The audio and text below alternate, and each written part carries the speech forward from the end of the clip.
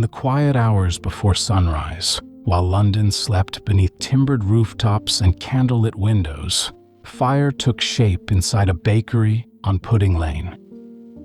It moved from oven to rafters, catching hold of the beams above. In that stillness, the fire grew, slowly at first, then with purpose, pressing into the wood, ready to follow the lines of the city. Welcome to Sleepy Journeys, the podcast designed to lull you into a peaceful slumber with soothing stories through time, places, and ideas. Whether you're winding down after a long day or simply looking for a peaceful escape, you're in the right place. My name's Jack, and I'm so happy to have you here with me. Each night on Sleepy Journeys, we set off together on gentle adventures designed to soothe your mind and ease you into rest. You'll find journeys through history, comforting fairy tales, myths and folklore, the wonders of science, fascinating inventions, inspiring famous figures, music history, and even calm explorations around the world. No matter where your curiosity takes you, there's a dreamy, Sleepy Journeys show for you.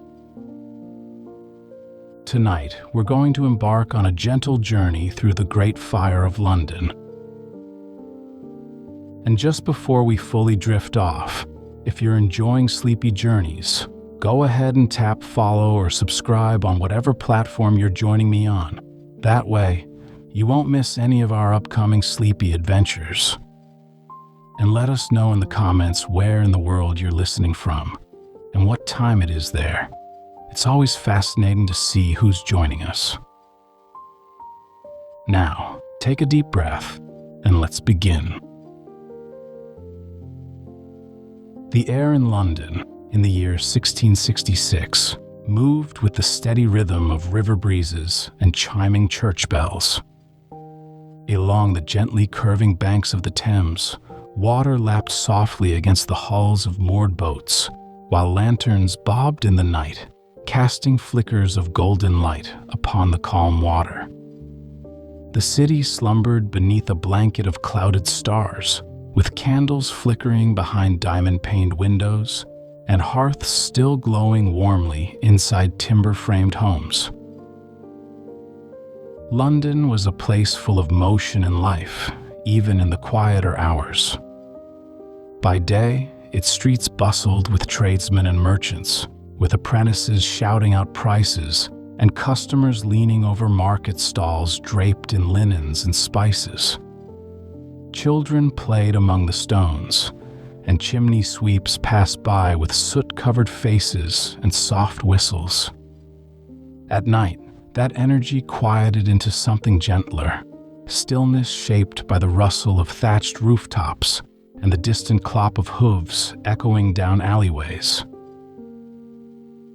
Homes leaned in close to each other, as if sharing whispers between wooden beams.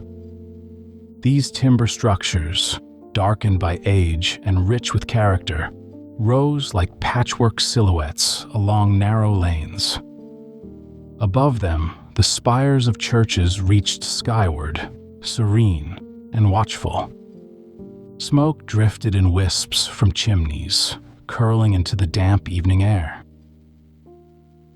Many families lived above their shops, surrounded by barrels of ale, bolts of fabric, or baskets of baked goods.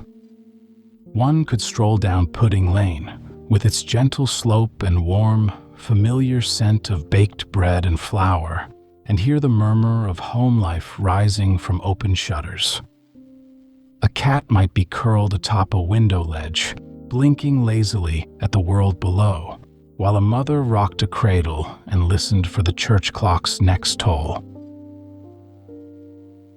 The Thames itself moved slowly through the city, like a soft, sleepy ribbon of silver.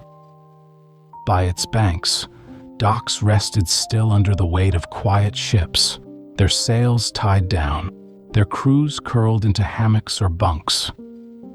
Further inland, the streets grew maze-like and tangled, lined with buildings pressed close for comfort and warmth. Candlelight flickered on uneven cobbles, guiding the occasional night watchman through his rounds. The year had brought with it a gentle summer, though recent weeks hinted at a dry spell. Rain had become scarce, and the warmth lingered in the thatch and wood, in beams and walls, like a memory of sunshine stored away. Most paid it little mind. The fires in their homes burned steadily and soothed the nights. The city held an energy that was both old and growing. Londoners spoke with hope of the future, of trade expanding, of streets widening, of grand new buildings made of stone. And still, the heart of the city beat strongest in its familiar corners, its market lanes, its bakeries, its candlelit homes. In this moment before history stirred, the city slept peacefully, cradled by clouds and tucked into its own warm story. Gentle winds moved among the rooftops. Horses dozed in their stalls. Doors rested on their hinges, and flour dust settled in the corners of the baker's kitchen. The world held its breath in quiet. And in that hush, deep in the cozy shadows of a small bakery, a quiet ember nestled into a pile of wood shavings, surrounded by flour sacks and wooden beams. But that part of the story waits for later. For now, we simply rest here, where the candlelight dances, the cobbled streets gleam in moonlight, and the city hums with the slow comfort of slumber. As dawn stretched over the rooftops of 17th century London, its glow unveiled a city woven together by wood, stone, and centuries of bustling life.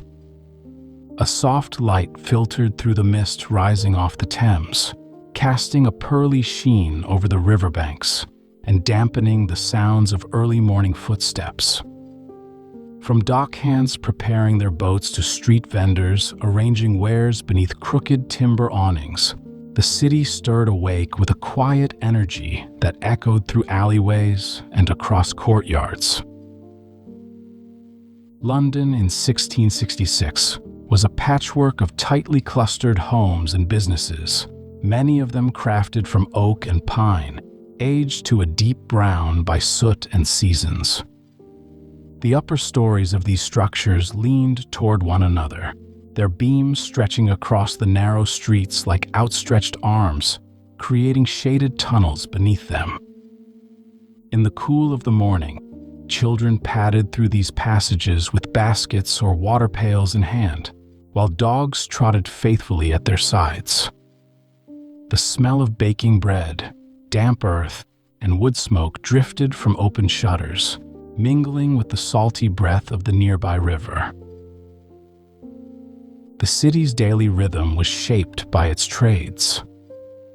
Blacksmiths sparked metal in glowing forges, weaving the day's first clangs into the air, while cobblers bent over their benches, pressing soles to leather and humming tunes passed down through generations. Market stalls overflowed with cloth from distant lands, cheeses wrapped in linen, herbs bundled in twine, and fish freshly caught from the river. Traders from France, the Netherlands, and the Americas mingled with local merchants, exchanging coins and goods in a hum of languages that gave the city its cosmopolitan air. Carters and their horses jostled for space on uneven stone roads, their wheels rumbling like distant thunder, while pedestrians navigated the edges with sure steps honed by familiarity. Newsboys called out the day's headlines, their voices rising over the din, and letters were passed from hand to hand, tied with ribbon or wax. Behind shop fronts, families cooked simple meals in low-ceilinged rooms warmed by open fires, where pots simmered and the scent of onions and broth steeped the wood beams overhead. Church bells rang regularly, marking time in a city that held sacred rhythms close. Parishes formed the heart of neighborhoods, their spires rising high above the timber roofs, while flocks of pigeons circled and settled again. On Sundays, families dressed in their finest linen and velvet walked side by side toward morning services, their footsteps softened by layers of straw laid over muddy paths. Sermons echoed through stone chapels, and afterward, the streets filled with conversation, laughter, and the clatter of returning boots. The people of London, from the affluent merchants near Cheapside to the hard-working laborers in Southwark, shared in a daily resilience. They knew the turning of the seasons, the reliability of craft and trade, and the comfort of community. Fires warmed their hearths, apprentices learned their masters' skills, and letters arrived by coach from neighboring counties bearing stories of weddings, births, and markets yet to come. London's soul pulsed with steady life, shaped by the curve of the Thames, the rise of its churches, and the clamor of its trades. While its skyline might not have gleamed with stone and glass, it held the warmth of wood and fire, of human hands building and rebuilding with care. The city grew steadily, each day adding another layer of memory to its winding streets and cozy courtyards. And in every square and passage, voices echoed gently, folding into the fabric of a living city nestled beside the water. Hidden among the beauty and bustle of 17th century London were quiet risks, resting beneath floorboards, within hearths, and behind shop fronts. The city had grown rapidly, its buildings rising with more speed than planning, and in that growth, certain vulnerabilities settled in alongside the bricks and beams. Most homes and shops were made of timber, often dry and weathered from years of exposure, stacked tightly against one another with little space between. The wooden exteriors, coated with pitch or tar for weatherproofing, caught the sun's light with a glossy sheen, but they also held the memory of long summers and dry spells deep within their grain. London's streets were narrow, and the lanes twisted between buildings with barely enough room for a cart or carriage to pass. The city's design, charming and haphazard, reflected centuries of slow expansion.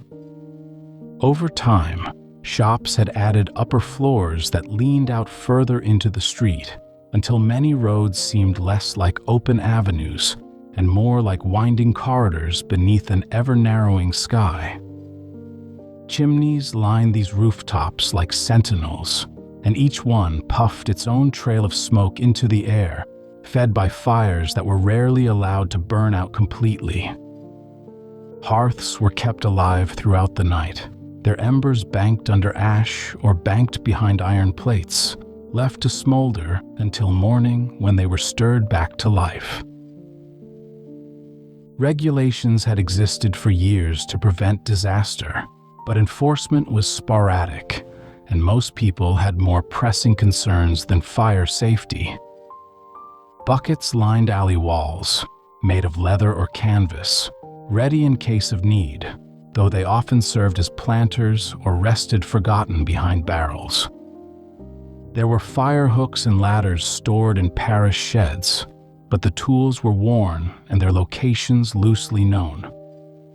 Water was drawn from wells or carried from the river, and few homes had more than a single small cask of it at the ready. Bakers, in particular, kept fires burning constantly to prepare the day's bread, and their ovens, large and deep, retained heat well into the night. Sacks of flour, wood for kindling, and dry straw were stored in tight spaces around these ovens, often packed together for convenience. Flour dust, light and easily stirred, hung in the air during milling or baking, clinging to rafters and mixing with smoke from the fire below. A gentle spark, wandering upward or falling into the wrong corner, might find a welcome there, unnoticed among the ordinary activities of a well-worn kitchen. Roofs were often made of thatch or wooden shingles, both light and absorbent. After weeks without rain, these materials dried into brittle layers that could catch flame quickly if a spark drifted too far. The wind, which usually carried the smells of cooking and chimney smoke across the city, could also carry an ember with surprising speed, pushing it down alleyways and over rooftops. Insurance, as an idea, had begun to emerge in London, but there were no widespread safety nets. When fires occurred, it was neighbors and passers-by who responded, forming lines from the well or the river, passing buckets hand to hand in the hopes of saving a home or shop. These early fire responses relied on the goodwill and speed of the community, often too late to prevent the worst. Despite these risks, daily life went on with rhythm and ease. People moved through the streets with trust in their surroundings, used to the closeness of wood and flame, the glow of candles in windows, and the hum of bakers rising before dawn. They knew their city well, its quirks and corners, and carried with them a quiet faith that familiarity brings safety.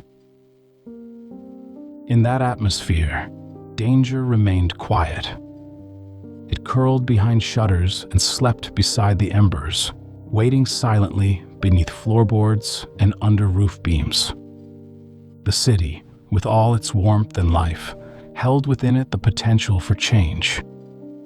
But for now, it continued to breathe in peace, its rhythms unbroken, its streets full of light and motion. Night had fallen over the city once more, cloaking the rooftops and alleys in velvet darkness, softened only by the muted glow of candlelight flickering from behind shutters. In the heart of London, near the wharves and markets that formed the city's lifeblood, Pudding Lane lay in hushed slumber. The name itself carried the rhythm of everyday life, where flour dust clung to the air, and the scent of baking lingered long after the last loaf was drawn from the oven. The people who lived here worked hard and slept soundly, wrapped in the comfort of routine and familiarity. The bakery on Pudding Lane belonged to a man named Thomas Farriner, and like many such places in London, it was both a workplace and a home. The bakery occupied the ground floor, with ovens set deep into the brick walls and wooden beams crisscrossing above. The fire that fed the ovens had been active all day, heating the loaves for naval rations and neighborhood homes alike. When the work ended, the embers were swept into a corner, the ashes settled, and the shutters drawn tight against the breeze that had begun to stir outside. Above the bakery, the family rested.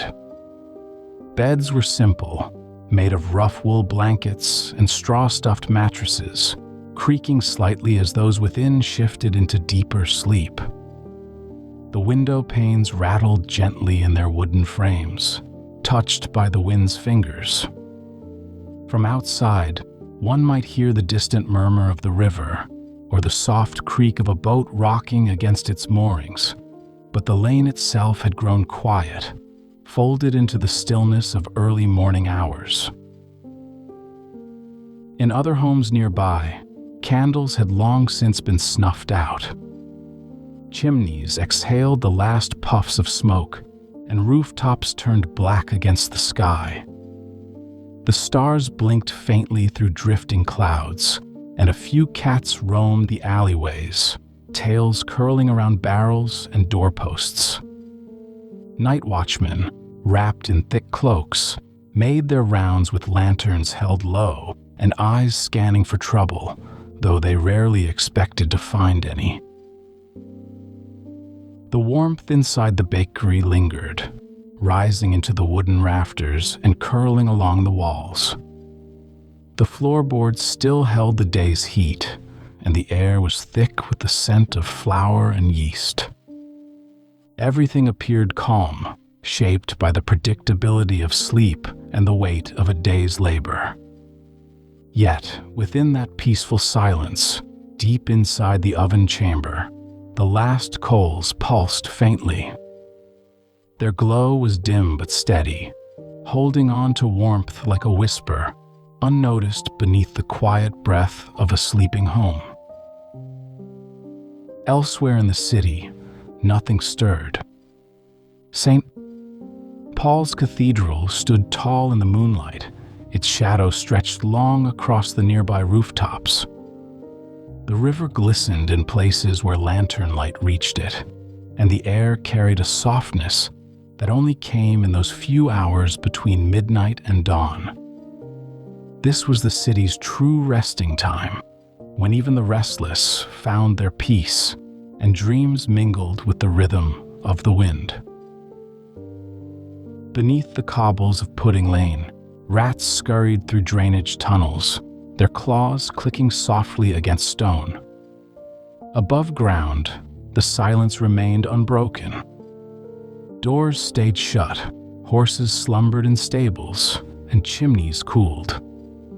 It was a night like any other, wrapped in familiarity and quiet, full of gentle warmth and the illusion of permanence. And within the bakery, behind a wooden partition, the quiet coals shifted slightly.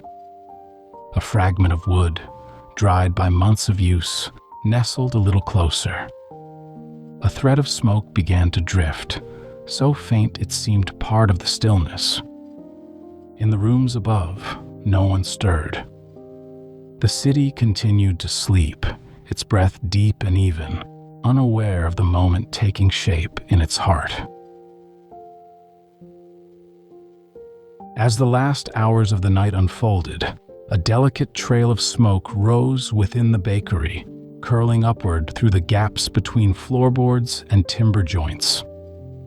The ember, once nestled among ash and cooling soot, had found new breath among slivers of dry wood and flour-dusted kindling. It began as a faint glow, a gentle pulse of warmth in the dark, flickering quietly against the stillness of sleeping walls. There was no sudden flare, no crack of ignition, only the slow, steady deepening of color as the wood darkened, then shimmered with heat. The bakery's wooden frame, familiar and time-worn, had absorbed the fire's presence with ease. Its beams, long used to warmth, softened into the glow without resistance. One by one, the pieces of kindling responded, whispering into flame, the fire climbing gently, almost curiously, up toward the low ceiling. Shadows moved across the walls, no longer shaped by candlelight, but by something more ancient, more untamed. Above the bakery, the family continued to sleep, unaware of the shifting air beneath their feet. The floor, still warm from the day's labor, masked the heat that now climbed through the joints and walls. Outside, a breeze stirred the early morning air, pressing lightly against shutters and doors.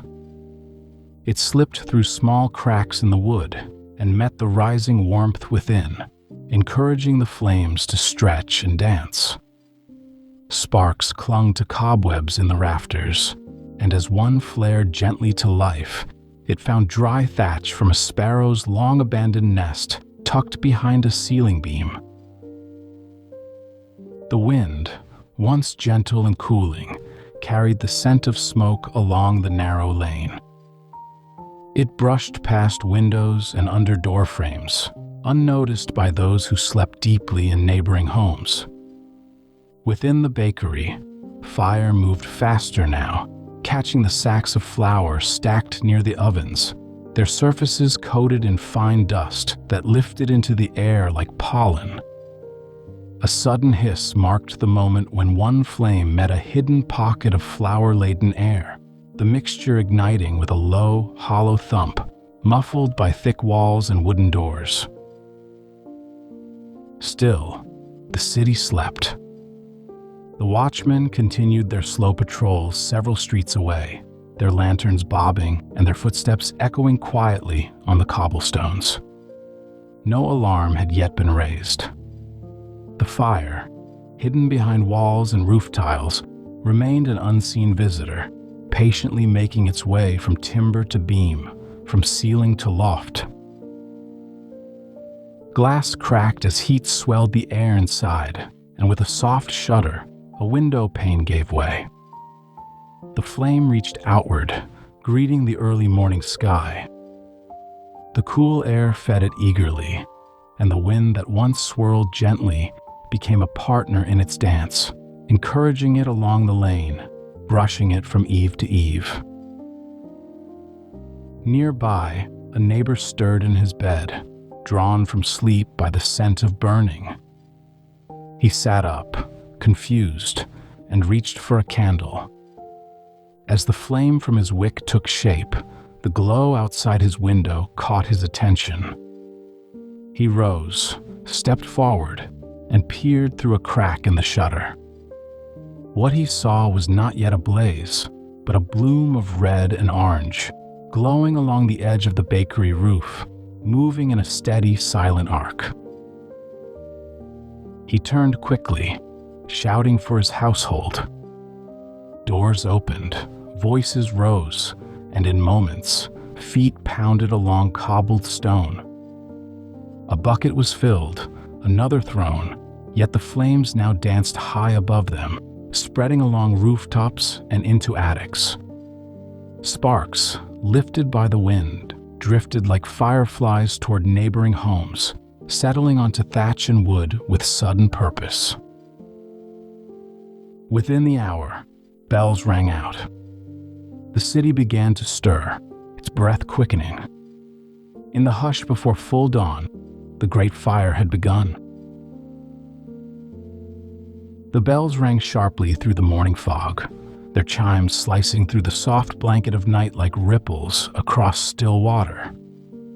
They echoed off stone chapels and wooden shop fronts, bouncing from alleyway to steeple until the entire city seemed to resonate with their urgent call. People emerged from their homes in dressing gowns and nightshirts, their feet bare against the chilled stone, eyes blinking against the heat rising from the rooftops just beyond Pudding Lane. From the narrow alley where the fire had taken hold, the flames now moved with unsettling speed. The dry summer had left beams and walls parched, ready to surrender to the fire's touch. Wooden gutters, filled with straw and leaves, caught quickly, channeling fire like trails of kindling. Smoke gathered in thick, roiling clouds, casting the early morning sky in hues of copper and gray. Above, cinders spun into the air, drifting across rooftops and streets like restless birds in flight. Across the city, people scrambled to form bucket lines, dipping leather pails into wells or dragging barrels into position. The effort was swift, born of familiarity with fire's occasional threat, but this one moved faster than any had expected. As water splashed against smoking timber, the sound was lost beneath the rising chorus of shouts and the crack of breaking beams. The fire did not hesitate, leaping from building to building, its course guided by the wind that had picked up as the sun lifted behind the clouds. Carters rushed into the streets, harnessing horses and hauling carts away from loading yards. Smoke stung their eyes as they moved goods, children, and animals out of the path of destruction. Bakers, brewers, and weavers stood shoulder to shoulder in the confusion, their voices rising with urgency as plans were made and remade in the chaos. Some fled immediately, clutching bundles of linen and loaves of bread. Others stayed behind, scaling ladders and rooftops to tear away burning shingles, hoping to halt the fire's climb. By now, entire blocks were aflame. The smell of burning pitch and charred wood thickened in the air, pressing down like a heavy curtain. The wind carried sparks down the narrow lanes of Bread Street and Fish Hill, their surfaces already blistering from the growing heat. The fire found its way into hidden corners, creeping through attic vents and cellar windows, feeding on forgotten crates and hanging herbs. At the heart of the city, the Lord Mayor had been roused from sleep. He stood near the blaze, stunned by its scale, murmuring orders that quickly faded into the roar of the fire. His men, armed with fire hooks and axes, began pulling down buildings ahead of the flames, hoping to create a break in its path. But the fire was faster. It darted across the gaps like lightning, its fingers touching dry timbers before the last embers had cooled. Animals bolted from their stalls, neighing in panic as the smoke thickened.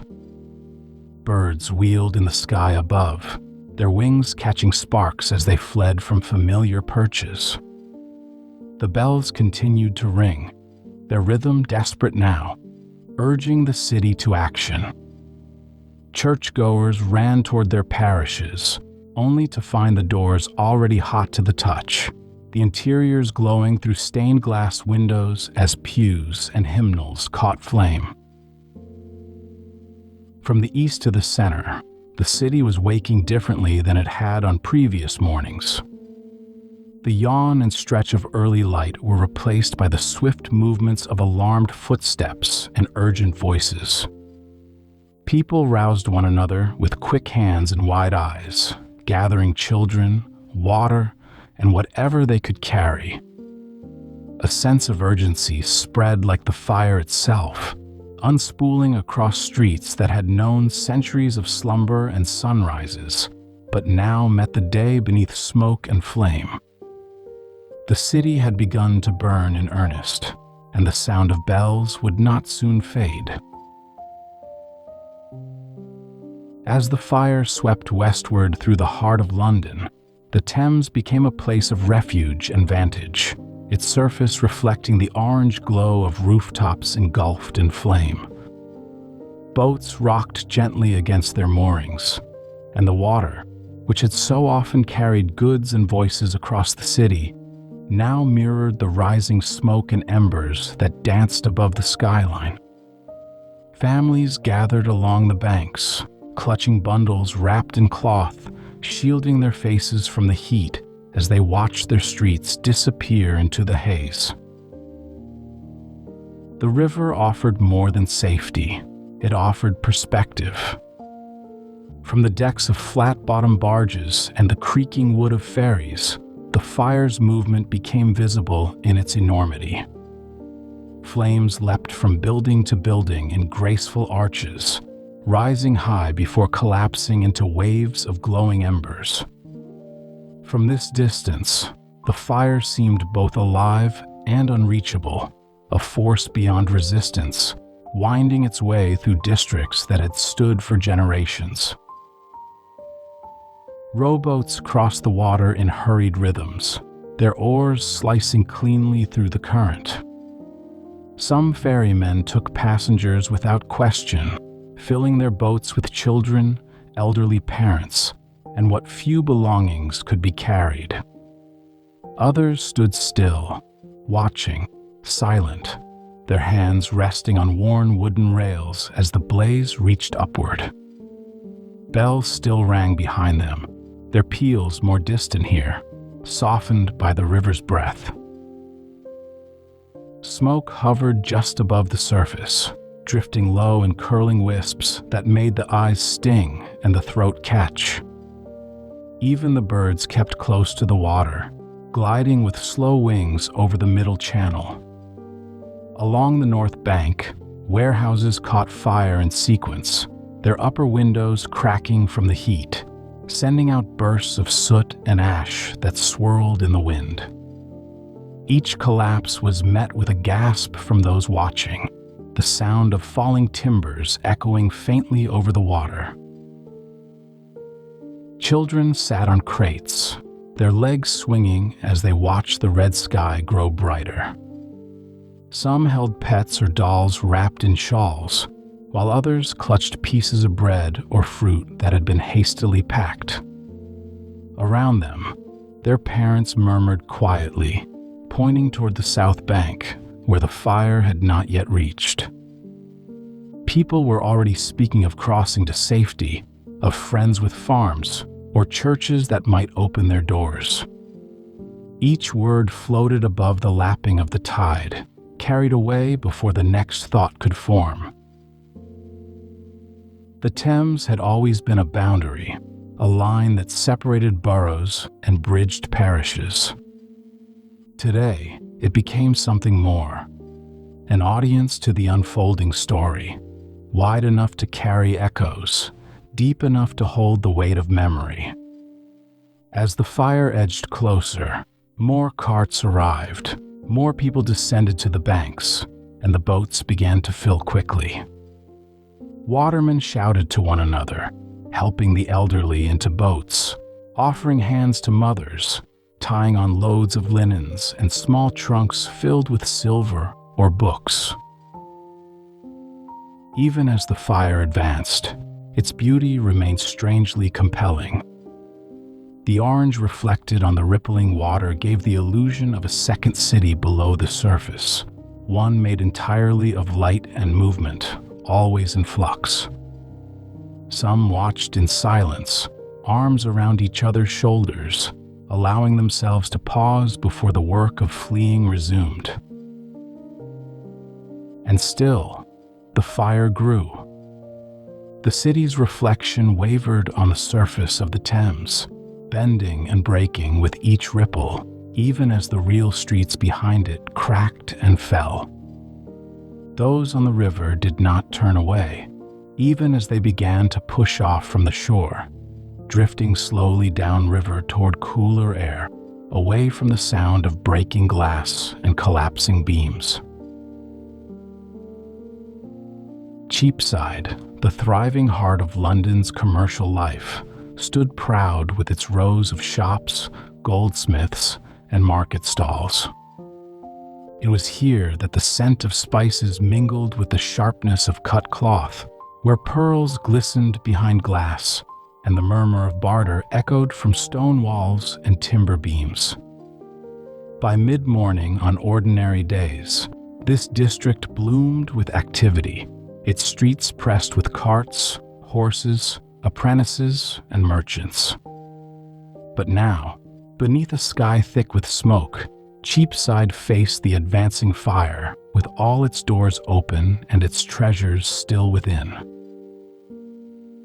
The blaze, having fed on the tightly packed homes and shops around Pudding Lane, surged into this more spacious district with unrelenting hunger. Fire crept under canopies, igniting canvas and oil-slicked wood with effortless grace. Stalls laden with dried goods and baskets of fruit caught quickly, sending flames leaping between carts like dancers across a stage. The vibrant fabrics that once waved in the morning breeze, silks, cottons, linens, were consumed in flashes of color that vanished into smoke.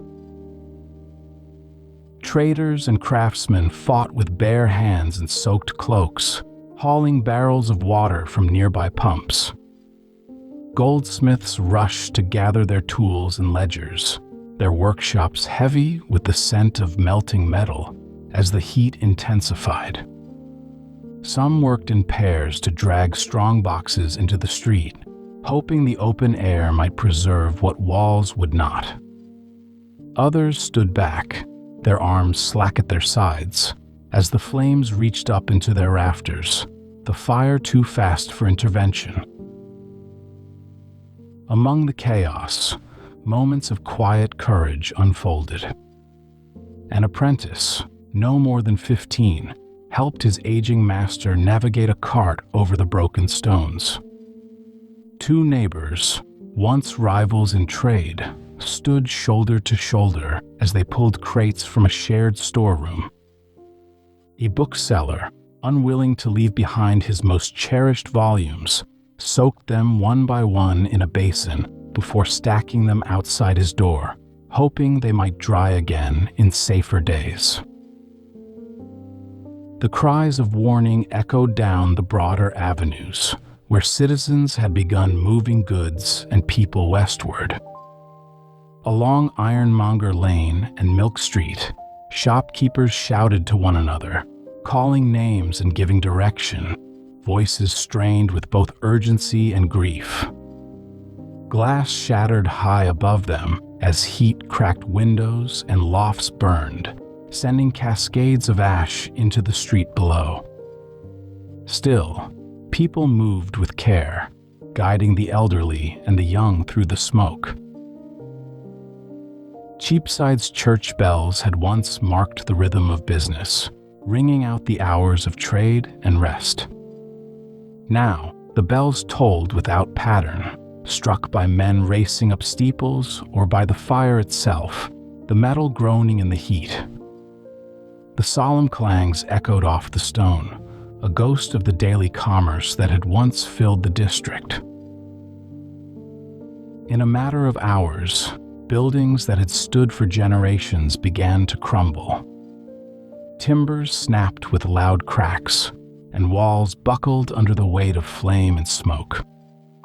The square, once bright with color and sound, grew dim and ashen, its pavement littered with burned cloth, scorched fruit, and the twisted remnants of shop signs. Yet even as Cheapside fell, the people did not give in to panic. There was sorrow, but also determination. They moved with purpose, finding paths through debris, carrying what could be saved, guiding one another forward. The city's spirit had not burned, it had only changed form, flickering like the flame itself, enduring even as the buildings fell. High on Ludgate Hill, St. Paul's Cathedral stood as one of the city's most revered landmarks, its Gothic towers rising above the rooftops in solemn watch. For generations, it had served as both a house of worship and a center of learning, its walls lined with books, manuscripts, and relics of spiritual devotion. Inside, the nave opened like a great stone cavern, cool and echoing, filled with the scent of old incense and wax-polished pews. On ordinary days, sunlight filtered through its tall windows in colored patterns, painting the flagstones in quiet splendor. In the early hours of the fire, the cathedral had been considered safe. Its structure, grand and thick-walled, seemed impervious to the flames that tore through wooden markets and crooked houses. Many saw it as a natural sanctuary, and so valuables were brought inside for safekeeping. Printers and booksellers from nearby Paternoster Row stored volumes within its nave, trusting the heavy stone to protect them. Merchants hauled crates of wares through the arched doors, and a line of carts waited patiently along the churchyard, filled with trunks and goods that were too precious to leave behind. But as the fire spread through the city, the air changed around St. Paul's. Smoke thickened and curled against its exterior, wrapping the cathedral in shifting veils of gray. Embers began to fall like silent messengers, landing on the rooftops and buttresses with increasing frequency. Though the walls were made of stone, the building's framework contained wooden scaffolding, added during ongoing repairs. This timber, hidden behind the outer facade, had dried under the summer sun, becoming ripe for ignition. The sparks, once scattered in light, gathered in clusters as the wind turned, pressed forward by the storm of heat behind them. A sudden gust lifted a handful into the roof's open scaffolding, where they found dry beams and curled parchment. Within moments, the outer walls of the cathedral began to shudder from within, and the roof, once dark and silent, flickered with unfamiliar light. Inside, those seeking shelter paused in confusion. Smoke seeped down through the rafters, and a low groan echoed along the columns. Books, some centuries old, were stacked in alcoves and on pews, and as the temperature rose, their bindings cracked and pages curled. Flames found them quickly. Paper, once the vessel of prayers and poems, turned to ash in spiraling waves, lifting toward the vaulted ceilings before settling in ghostly layers along the floor. The choir stalls, carved with loving detail, caught next. The fire moved slowly at first, licking the edges of ornate woodwork, before bursting into fullness with a crack of splitting oak. Stained glass windows, glowing in unnatural brilliance, melted and shattered, their molten colors dripping down the stone like candle wax. Outside, people watched in stunned silence as smoke poured from the clerestory windows and the roofline flickered with orange light. By the time the tower ignited, its golden cross briefly illuminated against the dark sky, those nearby understood what was coming. The collapse began with the smaller structures, the chapels and annexes, and grew louder as timbers broke beneath the heat. A section of the roof caved inward with a thunderous crash, sending sparks hundreds of feet into the air, showering the churchyard and nearby streets. The bells, long silent, gave a final hollow chime as they fell. St. Paul's, once thought untouchable, now stood transformed, its noble frame silhouetted against fire and ash. Though its walls still rose defiantly from the hill, its interior had been consumed, its treasures reduced to smoke.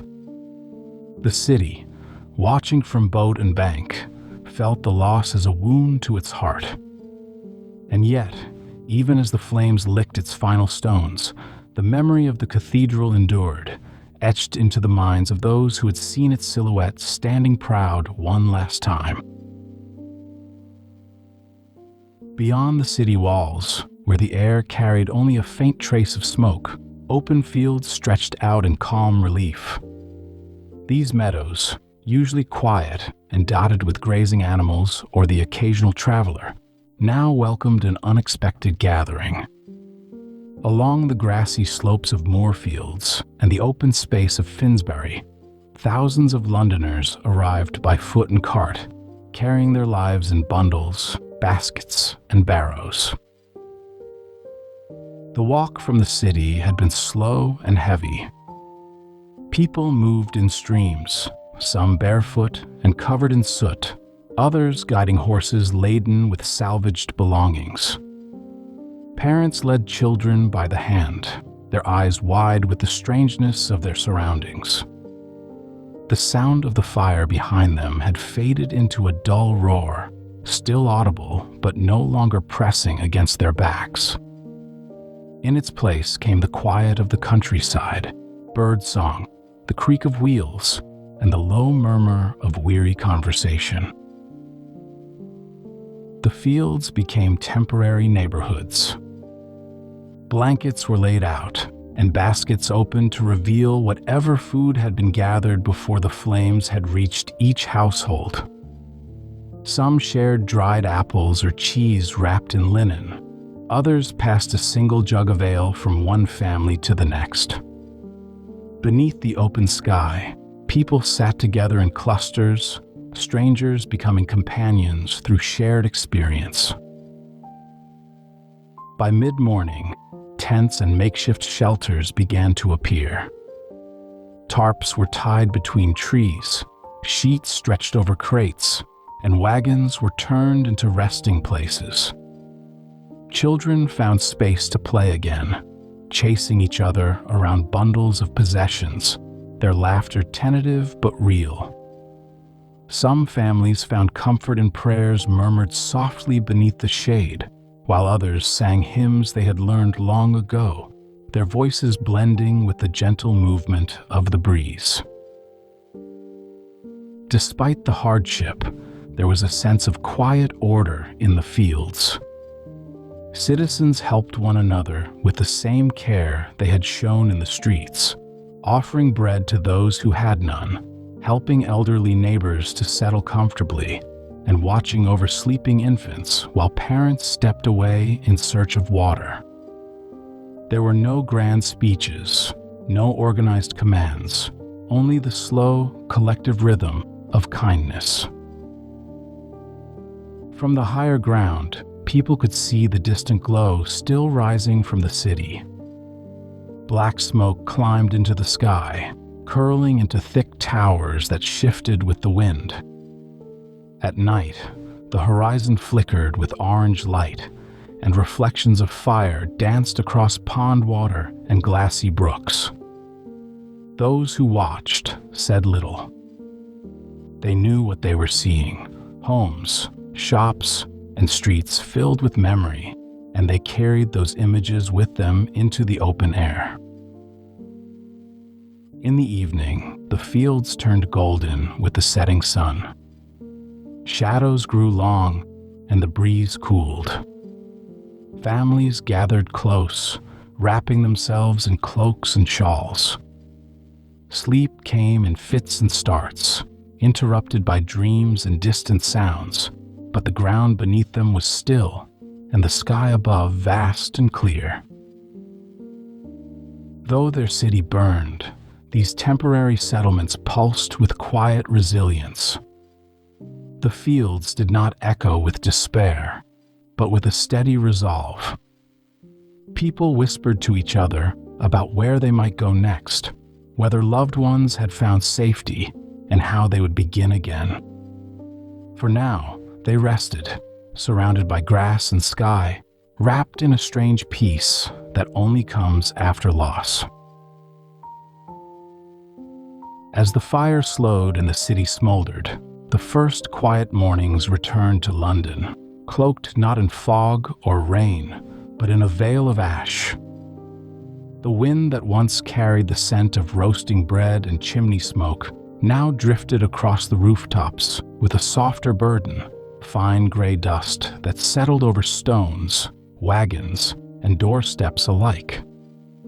The sun filtered through lingering smoke, cast a muted light over the ruins, painting the sky with tones of ivory and rose. The streets closest to the fire's path were hushed. Chimney pots stood without roofs below them, walls reached upward with no rafters to shelter them, and floorboards hung in the air, exposed where the upper levels of buildings had fallen away. Ash coated everything. It lay in corners and window frames, swirled gently in doorways, and piled like snow against broken barrels and scorched timbers. In places, it covered outlines where furniture had once stood, or where staircases had climbed toward rooms that no longer existed. People began to return, stepping quietly through familiar lanes made unfamiliar. They walked slowly, taking in the hollow spaces where homes and businesses had been. Though the fire had taken so much, it had done so with a strange silence in its wake.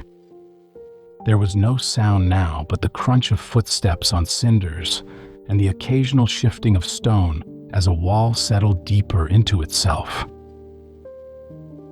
Children moved ahead of their parents, their steps lighter, their eyes full of questions. Some picked through the debris with sticks, uncovering half-buried objects, spoons turned black with soot, coins warped by heat, fragments of pottery. Each piece held a memory, and each discovery brought a quiet stillness to those who watched. Along Cheapside and Paternoster Row, shopkeepers stood in doorways with no walls behind them. A few knelt among the ashes, lifting pieces of metal and wood with care, while others simply stood and stared, their faces streaked with soot and morning tears. The booksellers, many of whom had stored their precious volumes in St. Paul's, found only curling pages and melted clasps, the contents of centuries, now part of the dust that drifted along the gutters. Yet among the ruin, life stirred. Pigeons returned to perch on charred windowsills, cooing gently into the quiet. A bell in a distant parish rang once, its tone thin and uncertain, but steady. In the markets, where stone platforms remained, traders began to clear debris, marking the outlines of future stalls with chalk or scrap wood. There were no goods yet to sell, but the spaces spoke of return, of routines ready to rise again. Smoke still rose in thin columns from certain corners of the city, especially where embers smoldered in cellars or deep beneath fallen beams. Watchmen walked these streets with care, carrying buckets and listening for the creak of timbers or the whisper of flame. Their eyes scanned rooftops, not for danger as before, but for signs of resilience, for candles lit in windows or the clang of a new nail into wood. The mornings that followed the fire carried a kind of still beauty. The air was quiet, yet full of intention. Families gathered around what remained of their homes, forming circles in the ash to share tea brewed over simple stoves. Neighbors spoke in low voices, exchanging news of who had fled, who had returned, and who might need help. They spoke not of what was lost, but of what they hoped to restore. In this landscape of soft gray, the city's spirit showed itself in the smallest gestures, in hands offered to lift beams, in walls marked for rebuilding, and in eyes that still looked forward, even while standing among ruins. The ash beneath their feet did not only speak of what had burned, it also held the seeds of what would come next. In the weeks that followed the fire's retreat, the rhythm of London shifted once more, this time with a quiet sense of resolve. Where flames had once curled upward into the sky, the voices of builders and planners now rose in their place. From the fields and temporary shelters, people began to return in greater numbers, their footsteps purposeful, their eyes searching the charred remains of familiar streets. The fire had redrawn the shape of the city, but even in the soot and silence, there were signs of renewal. Amidst the ash and stone, plans were already beginning to take root. Meetings were held in parish halls and churchyards, under awnings tied to broken beams or in the shade of still-standing archways. People gathered around large sheets of parchment, listening closely as ideas were shared: how to widen streets, how to rebuild homes more safely, and how to reshape a city into something stronger than before. The fire had cleared not only buildings, but old boundaries, offering a rare space in which to imagine something new. Among those stepping forward was Christopher Wren, an architect whose mind turned towards stone and symmetry, light and balance. He walked the ruins with deliberate steps, sketchbook in hand, pausing to study angles where streets once met or where cathedrals had collapsed inward. His thoughts drifted toward domes and columns, toward city squares open to sky and sun, toward churches that would rise with dignity and grace. Others joined him in this vision: masons, carpenters, and surveyors, all of them willing to build a new London from the bones of the old. The city's leaders, too, moved with determination. The king promised support for those who had lost homes and livelihoods, and new laws were proposed to guide the construction that would follow. Wood would no longer shape every wall and gable. Stone and brick, more enduring and less flammable, would become the new language of architecture. Regulations were drafted to ensure wider streets and access to water, so that fire would never again find such easy passage. In the meantime, temporary homes and stalls emerged like seeds after rain. Wooden sheds were built quickly in the open spaces of moorfields, offering shelter to those still without roofs. Merchants set up tables under canvas awnings, their goods modest for now, but offered with pride. Slowly, the hum of commerce returned, carried on the voices of people ready to make their way forward. Children began to walk streets again, pointing at old doorways and saying names of neighbors who once lived there. Schools reopened in churchyards and chapels that had survived the fire, their lessons written on slates balanced across knees. And as winter approached, the scent of smoke returned, not from destruction, but from cooking fires and hearths, lit once more inside rebuilt walls. The rebuilding did not happen all at once. It unfolded in layers, shaped by time and patience, by compromise and invention. Mistakes were made and corrected. Some dreams were delayed, while others emerged brighter than before. But through it all, the city's foundation remained solid, carried forward by hands that knew how to lay stone, saw wood, and raise beams with care. The fire had not ended London. It had marked a beginning, one carved from hardship, but carried forward by determination. Beneath the sound of hammers and the scratch of quills, a new chapter began, one not only of recovery, but of possibility. The city's future, now open to the sky, had begun to take shape. As the years moved gently forward, the memory of the Great Fire remained embedded in the very fabric of the city. It lived not as a wound left open, but as a quiet presence, softened by time and built into walls, walkways, and stone inscriptions. Where timber once framed the streets, brick and Portland stone now rose in careful rows, their surfaces firm underfoot, their lines drawn with new intention. These materials bore the mark of a city that had endured and chosen to build with thoughtfulness. Monuments to the fire did not shout. They stood with solemn grace. One of the most prominent, a tall column rising into the skyline, became known simply as the Monument. Designed by Wren and his collaborator Robert Hooke, it stood near the site where the fire began, its fluted shaft climbing more than 200 feet toward the clouds.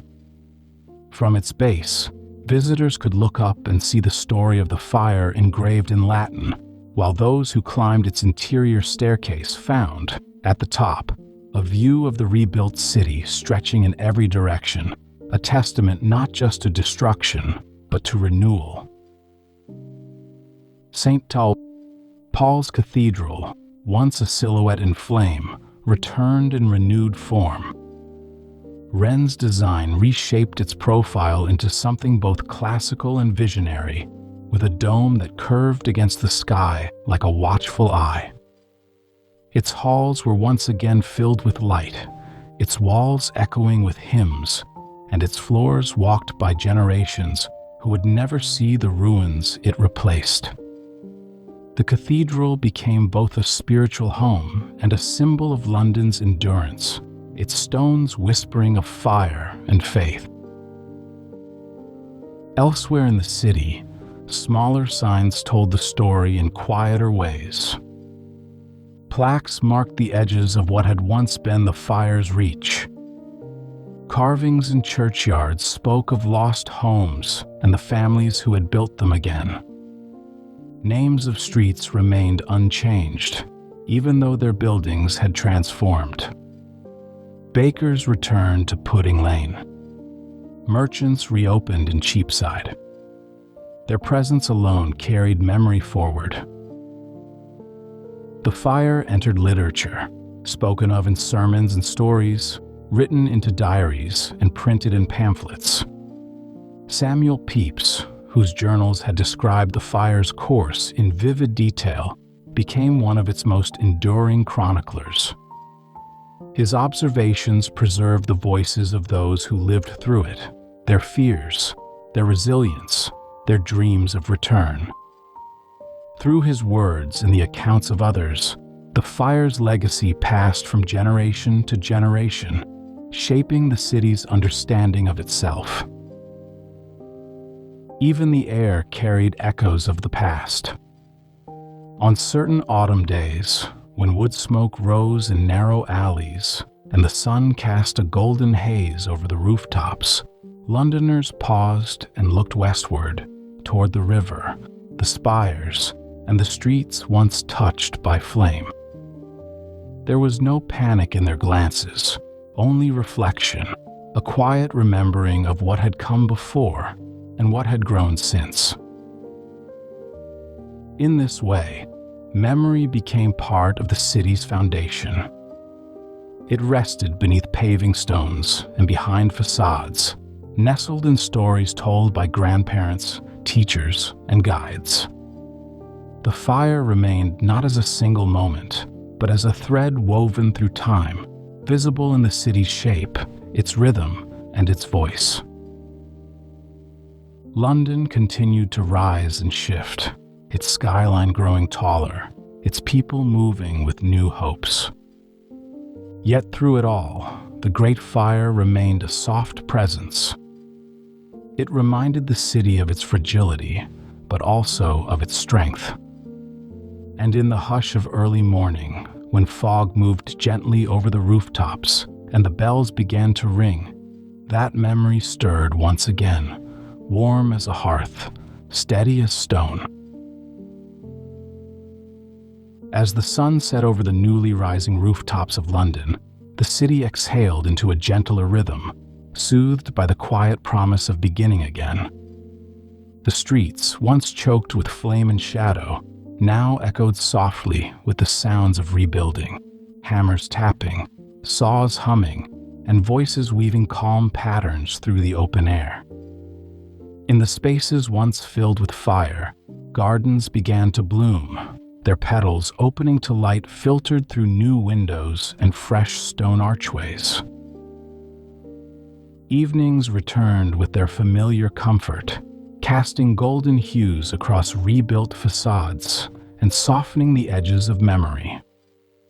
The Thames flowed on, steady and reflective, no longer mirroring flames, but instead catching the shimmer of lanterns lit in kitchens and shops.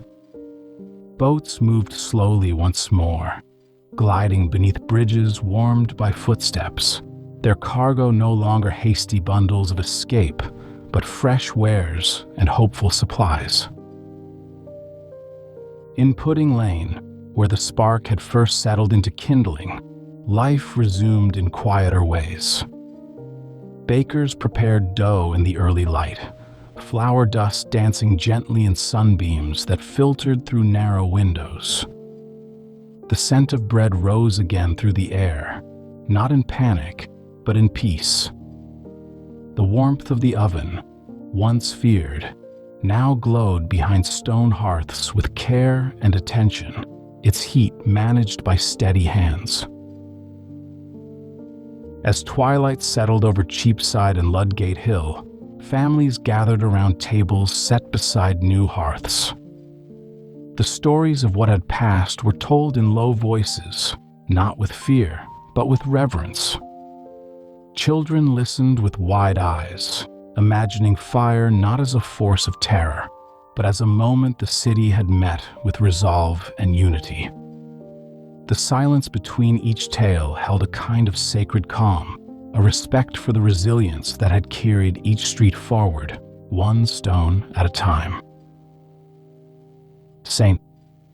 Paul's stood tall once more, its dome bathed in the soft blush of evening. Bells rang not in alarm, but in welcome, their tones rolling out across rooftops and fields. The city, once blackened with ash, now pulsed gently beneath the sky, its breath steady, its heart warm. Light glimmered in high windows and flickered in alleyways, not as a warning, but as a guide for the quiet hours to come. The smoke had cleared, but the memory remained, a presence not heavy, but grounding. In every brick laid, in every street widened, the spirit of renewal lingered. London had endured, and in doing so, it had softened around its history, cradling it with care. So, as you rest now, let your breath follow the gentle flow of the river, calm and unhurried. Let your thoughts wander through those quiet fields beyond the city, where morning mist hangs low and birds move slowly through golden air. Imagine the lanterns glowing in the distance, the bells tolling softly above, and the rooftops wrapped once again in peace. Sleep comes easily now, like ash settling after flame, like petals closing with the dusk. The streets are still, the fire's long gone, and all around you, the city dreams anew. Thank you for joining me on tonight's journey. I hope it brought you a little peace, a little wonder, and a little closer to rest. Until next time, sweet dreams.